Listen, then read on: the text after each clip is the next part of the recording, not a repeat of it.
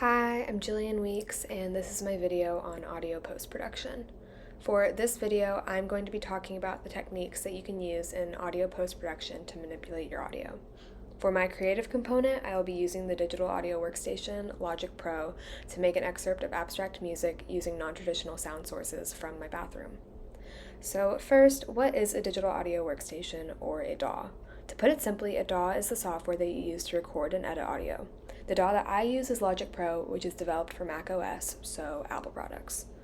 In most DAWs, you can manipulate the audio in a multitude of ways. I will be breaking down my most commonly utilized features of my DAW. So here I have recorded a simple track of me saying the word hello. Hello. So that short recording is what I'm going to be demonstrating these techniques on. The first technique I'm going to talk about is automation editing.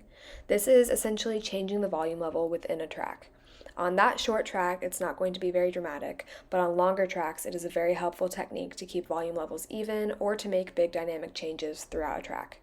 In Logic, you do this by selecting the automation mode tool and adjusting the levels by creating and manipulating the automation curve.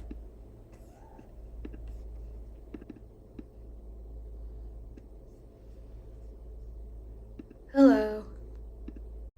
Like I said, it was not very dramatic with just a short track, but you could tell that the volume changed throughout the word.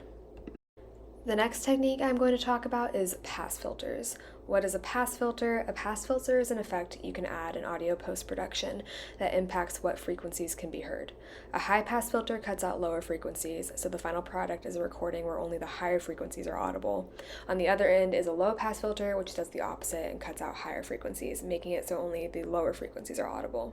Once again, because the track I have to demonstrate on is pretty short, this won't be a very dramatic change, but on longer tracks or more dynamic tracks, these changes are very noticeable.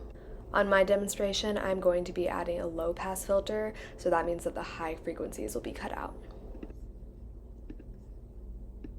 Hello. Lastly, I'm going to be talking about a technique that I think is more so a fun one. When I'm in post-production of my own songs, I really like to experiment with reverb. What is reverb and is it any different from echo? Not really, but in the context of plugins, I find that reverb plugins tend to be more subtle than echo plugins. So essentially, reverb is a type of echo that makes your sound more interesting, and it can also mask imperfections in your recording by making the sound more busy. Hello. So there you have it. Those are some techniques that I like to use in audio post-production, and now here's my artistic application.